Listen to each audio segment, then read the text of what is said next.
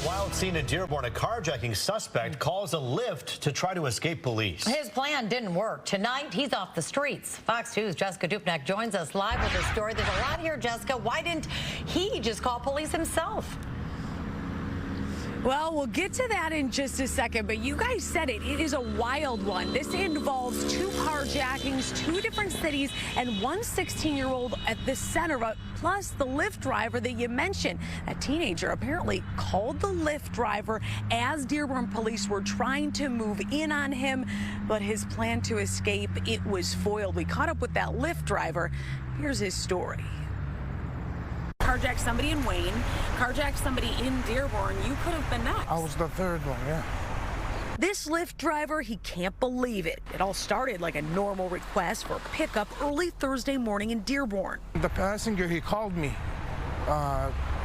two minutes before, and he's like, you gotta pull up. I'm like, I'll be there.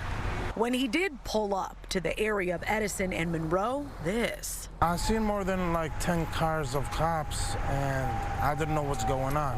What was going on was a 16-year-old carjacking suspect hiding out, and that teen was the one who called the Lyft. The driver was stopped by police once he got to the area, then helped investigators put the pieces together. At one point he was hiding in a tree, and then another point he was hiding underneath a vehicle. And so without the drone, you're not going to see these folks. Dearborn Police Chief Issa Shaheen says they quickly got up their drone using thermal imaging to track the teen. They got him and recovered a handgun, of course, he illegally had. A lot of these juveniles we're seeing, Jessica, they don't seem to understand the consequences of their action. It's just very reckless behavior. This 16-year-old was wanted for a carjacking at the 7-Eleven in Wayne around 1 Thursday morning.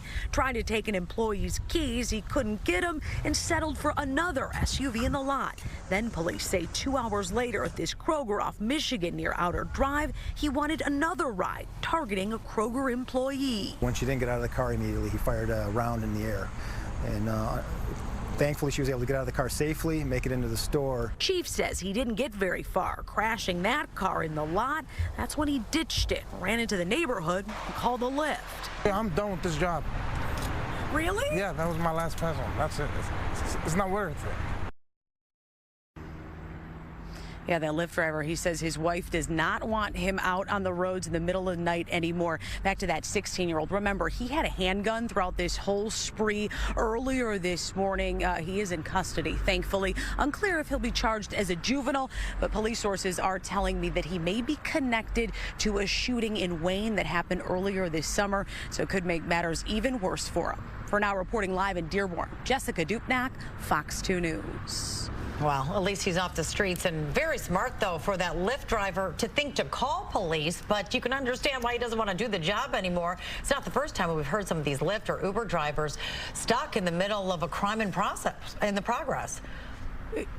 Sure, he rolled up right on this scene, saw police, knew that he had to stop, that something was going on, fully cooperated, and when they were able to kind of match the profile on Lyft to who they were looking for, the case got a little more interesting. It sure did. All right, Jessica, thanks for breaking that all down for us. A new proposal would drastically cut property taxes for Detroit homeowners, and Detroiters are the ones who get to decide. Fox News' Hillary Golson joins us live to explain how will this work. And Hillary, we're talking about a drastic cut if this goes through.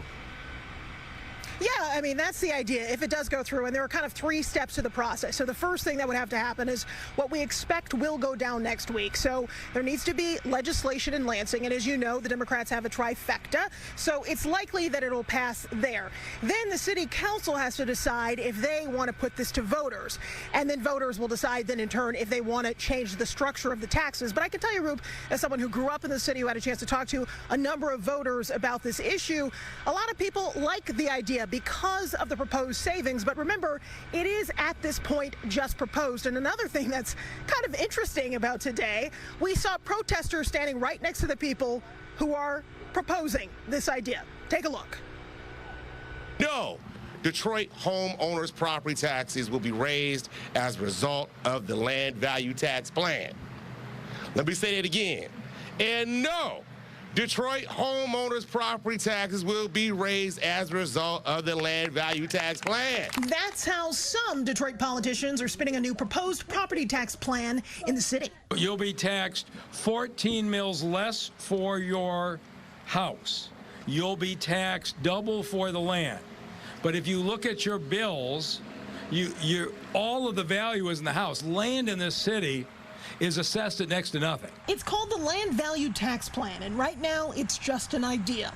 The claim is 97% of homeowners will get an average 17% permanent property tax cut starting in 2025.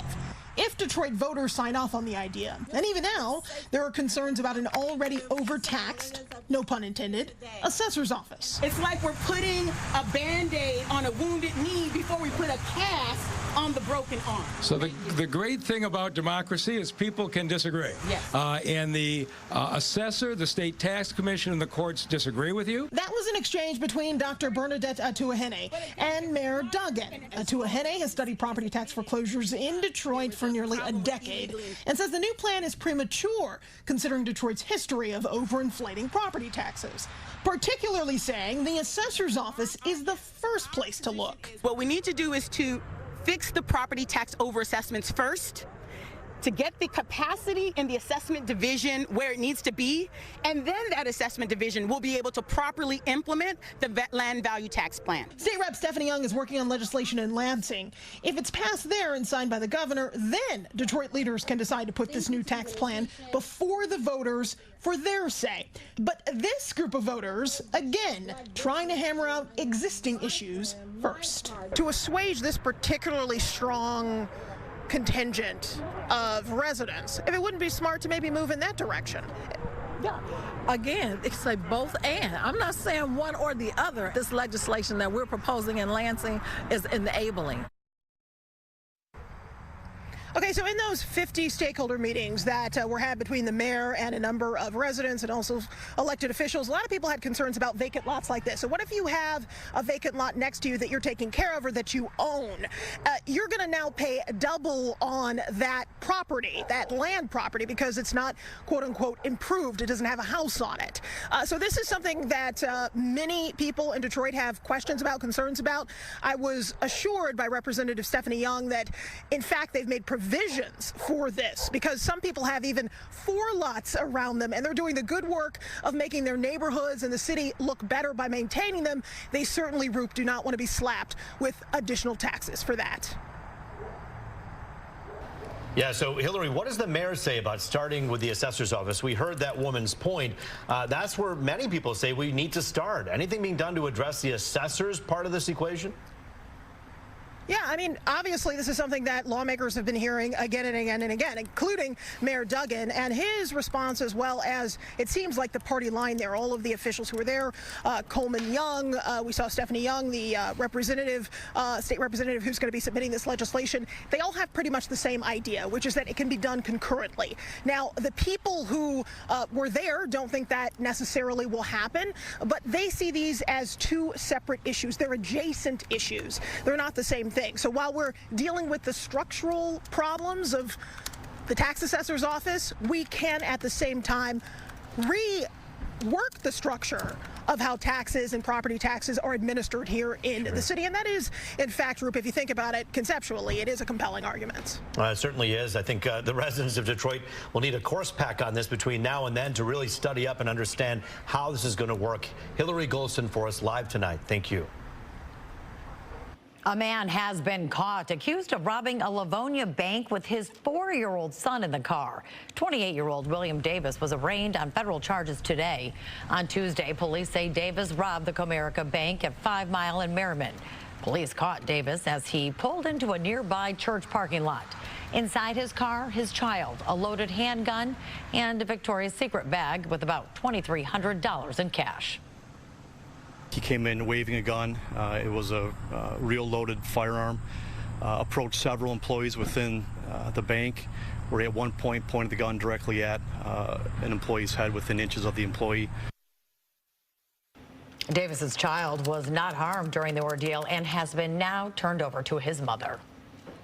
Well, a suspect in a series of break-ins in Ann Arbor is now in custody. The 58-year-old was arrested after allegedly assaulting someone in Wheeler Park just hours after a break-in at a State Street home Tuesday night. Police are also investigating whether the same suspect broke into 6 other homes within a 2-day period. The break-ins have all taken place at rental properties on campus where U of M students live. Police say the thief would cut the screens off unlocked windows to get in. Charges are expected sometime tomorrow. We're expecting an update tonight on UAW negotiations with the Big Three. At 6 p.m., UAW President Shawn Fain will give new details on Facebook Live. 97% of UAW members voted last week to authorize a strike if the union and the Big Three can't come to terms on a new agreement. Their current contract expires September 14th. We will bring you the update from Shawn Fain ahead at 6:30. Well, a picture-perfect day to wrap up August. Yes, but how will we start September? Weather Authority Rich Luderman has the answer for us. Rich? Hey there, Tanner and Roop. Just primo weather out there. Remember, a week ago, we had tornadoes here in southeast Michigan. Now it's all quiet across the central Great Lakes for Chicago, Traverse City, out around Grand Rapids, down to Columbus, Niagara Falls, Toronto, all dealing with lovely weather here at the end of August. 72 for us, 73 in Lansing. A little cooler out there around Ludington. They're at 68 degrees. How about live pictures from Mount Clemens? That's the Clinton River, and you can see blue skies out there. Just lovely evening setting up for us. It'll be comfortable through the overnight. We get down to 53. That moonrise is just before 9 o'clock, so go check out the near full moon later this evening, and then this long, dry stretch continues. It is going to get warmer into Sunday and Monday. We'll check those numbers coming up in 10.